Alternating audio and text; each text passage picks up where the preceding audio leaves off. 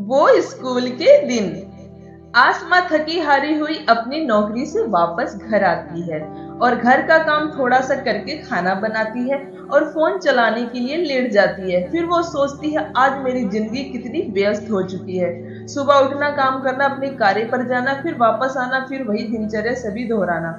वह सोचती है कि अब मैं क्या करूं। मेरे दोस्त, मेरा प्यार, सारे रिश्ते मुझसे दूर हो चुके हैं। अब मैं बस अकेली हूँ और मेरा परिवार है, लेकिन फिर भी जिंदगी तो जीना है। और वह खुश है, वह अपनी लाइफ में खुश है। लेकिन कहीं ना कहीं पुरानी बातें जरूर याद आती है। वह सोचती है कि उन यादों को फिर से जी लिया जाए। तो वह अपने स्कूल के एल्बम को खोलती है और देखती है अपने स्कूल के यादों को याद करते हुए इमोशनल हो जाती है।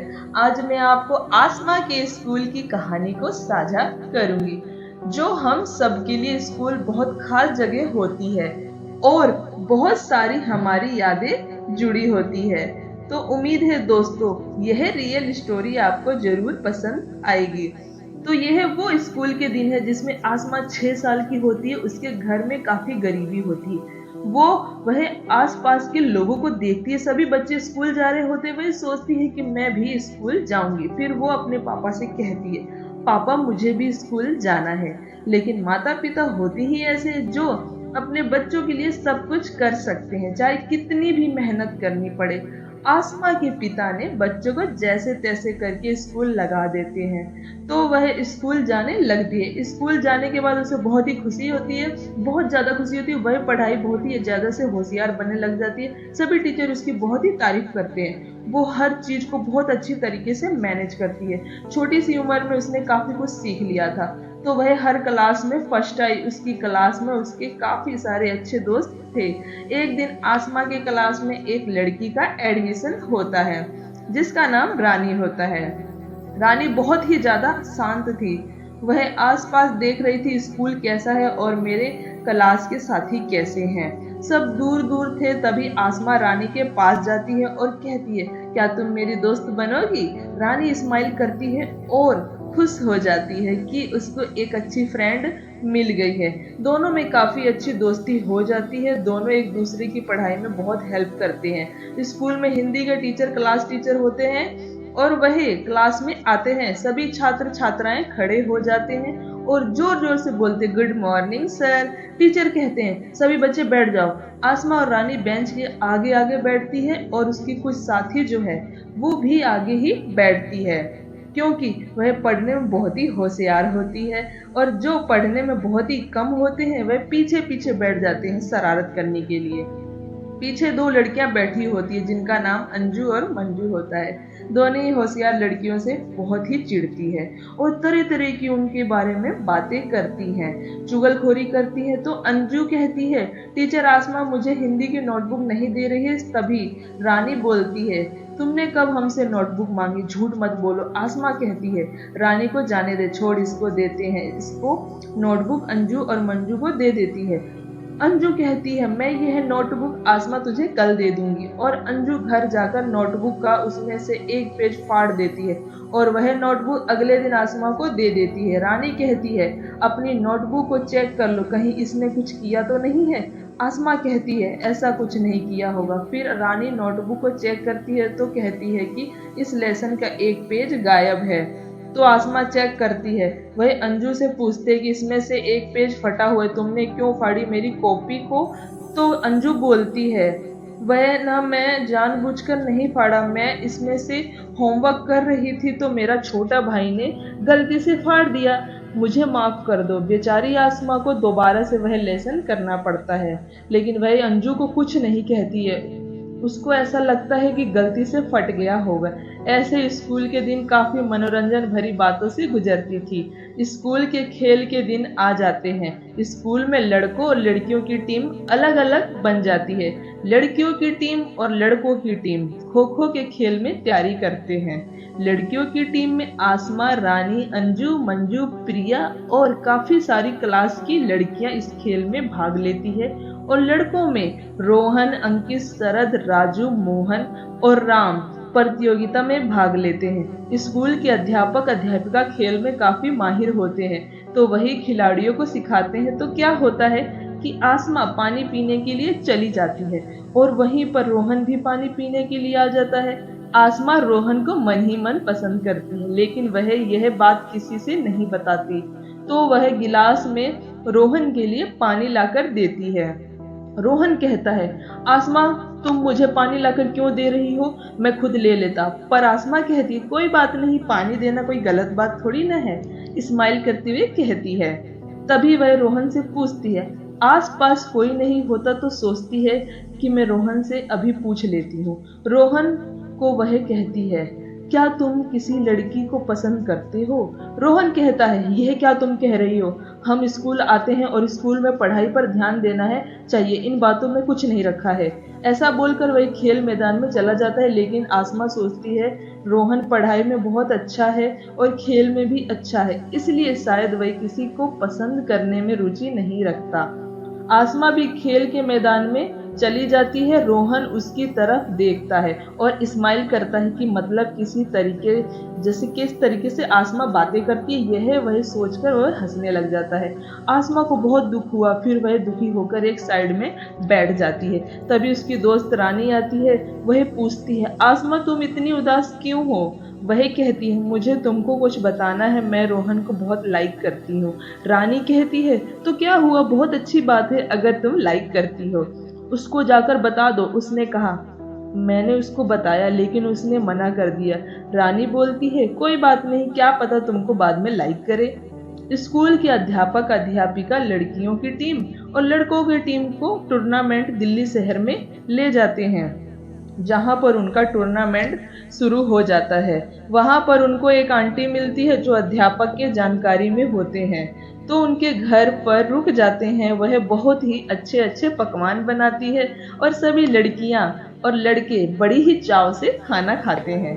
रात होते ही घर के छत पर सो जाते हैं। लड़के अलग सो जाते हैं, उनका कमरा अलग होता है, लड़कियों का अलग कमरा होता है।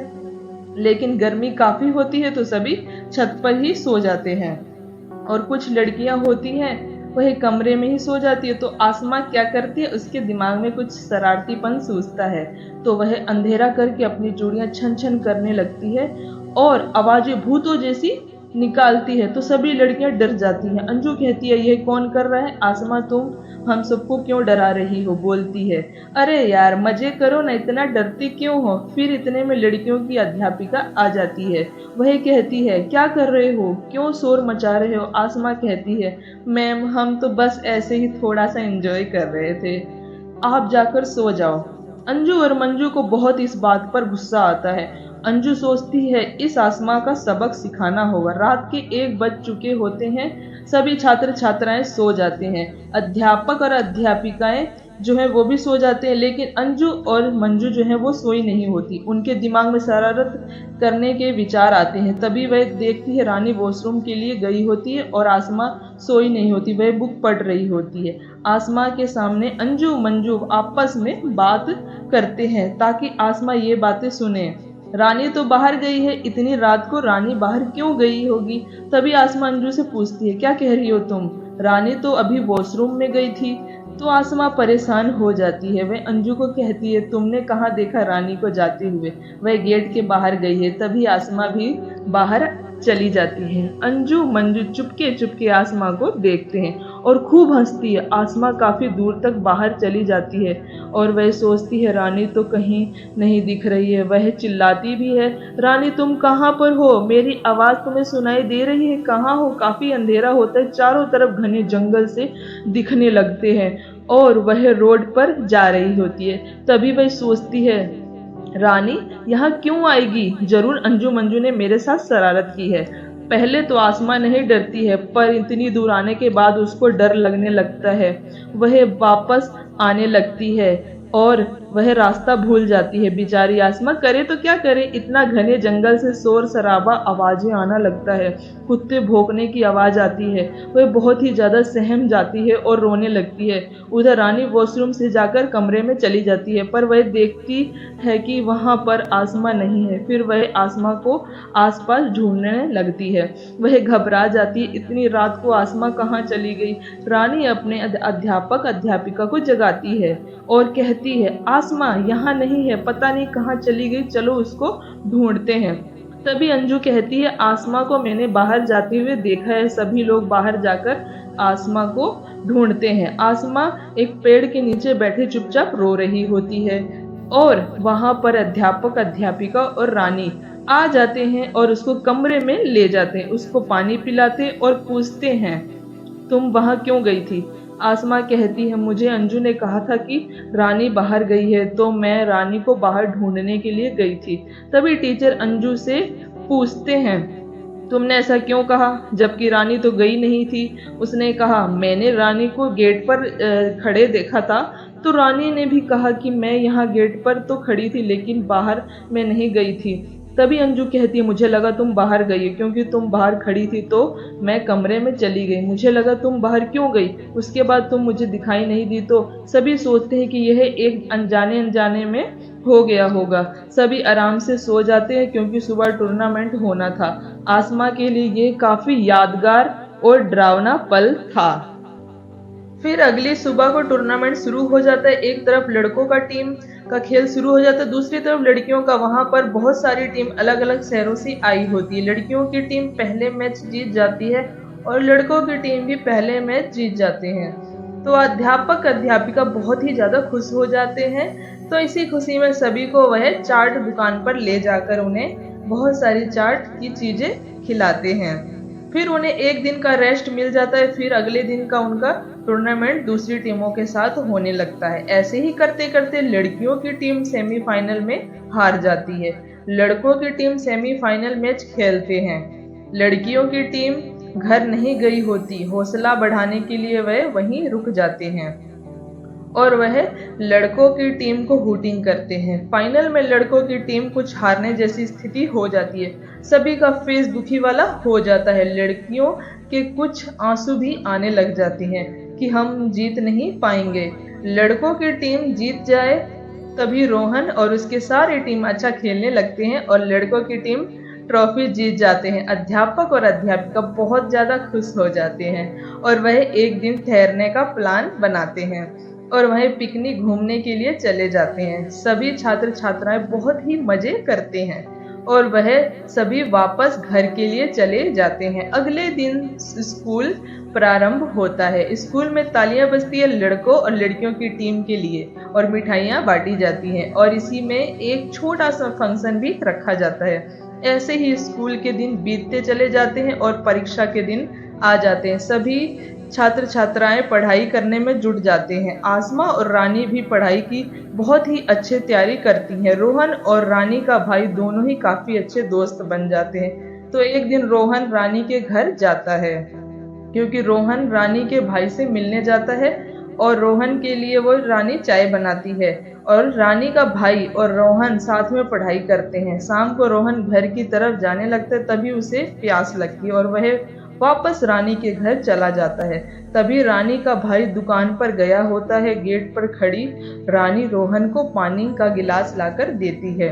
रोहन रानी को देखता रह जाता है तो वह रानी को प्रपोज कर देता है क्योंकि वह बहुत पहले से ही रानी को पसंद करता है, लेकिन कभी भी उसने किसी को बताया नहीं क्योंकि उसे ऐसा लगता था कि वह पढ़ाई में और खेल में बहुत ही आगे है, तो प्यार की बातें कैसे किसी से कह सकता था। लेकिन दिल है वह किसी में भी मचल सकता है।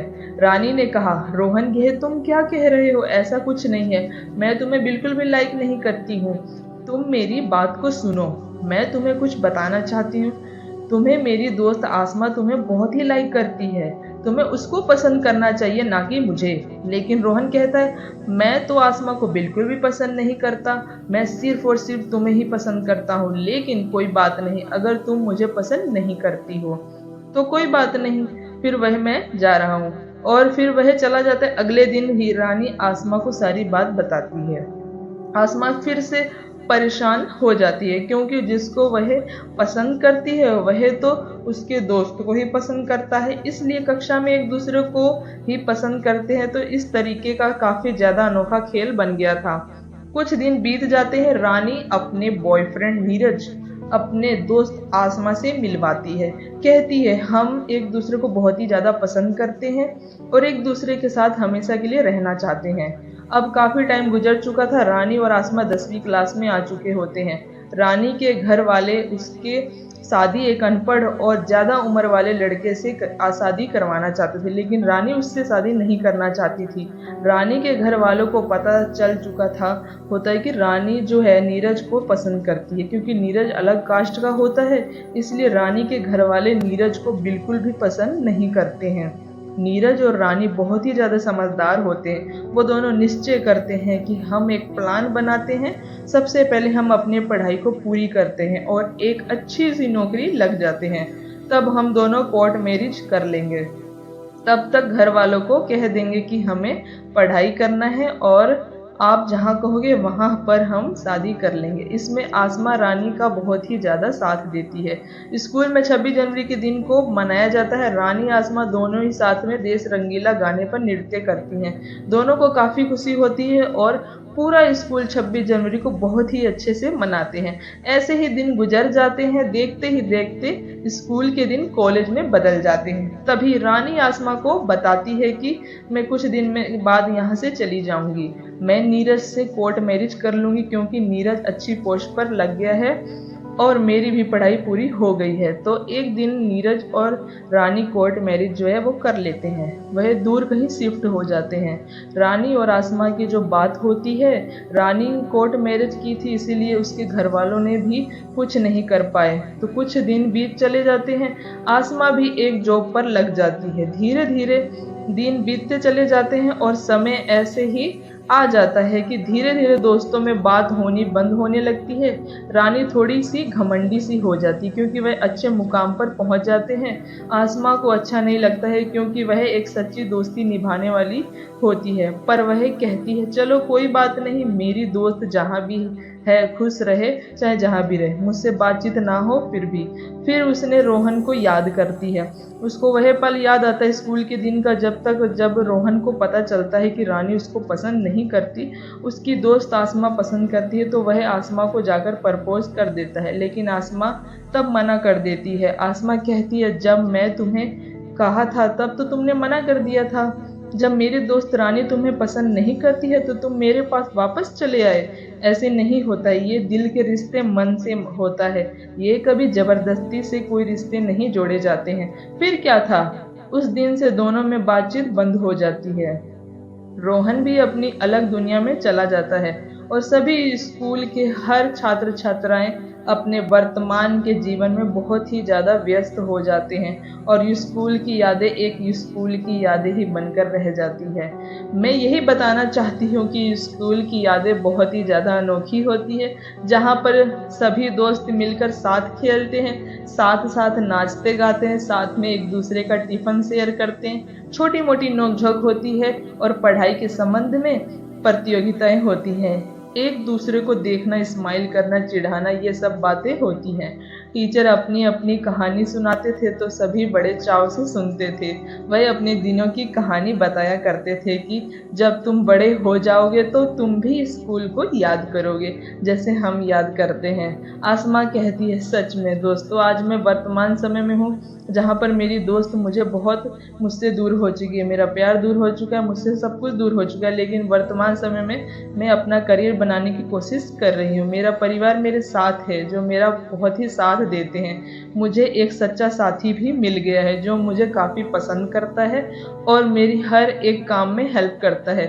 वर्तमान समय में सभी का जीवन बहुत ही ज़्यादा व्यस्त हो गया है, लेकिन हमारी जो छोटी छोटी यादें होती हैं ना, इन यादों के रूप में हमारे पास फोटोज़ होती हैं, एल्बम्स होती हैं, वीडियोस होती हैं। जब हम उसको देखते हैं तो हम उन्हीं यादों में खो जाते हैं। स्कूल की यादों में बहुत सारी यादें बहुत ही अच्छी होती है और खुशी देता है, और बहुत सारी यादें थोड़ा सा दुखी भी देता है। तो ऐसे ही मेरी दोस्त आसमा की स्कूल की यादें जो हैं वो मैंने आपको बताया है। आसमा हर परिस्थिति में डट कर मुकाबला किया करती थी, चाहे कोई भी परिस्थिति हो। उम्मीद है दोस्तों आपको ये स्टोरी अच्छी लगी, सच्ची स्टोरी जरूर अच्छी लगी तो वीडियो को लाइक कीजिए, चैनल को सब्सक्राइब कीजिए, और आसमा आपको तहे दिल से धन्यवाद कहती है। थैंक यू सो मच मेरी वीडियो को देखने के लिए, और ऐसी वीडियो पाने के लिए चैनल को सब्सक्राइब कर रहे हैं।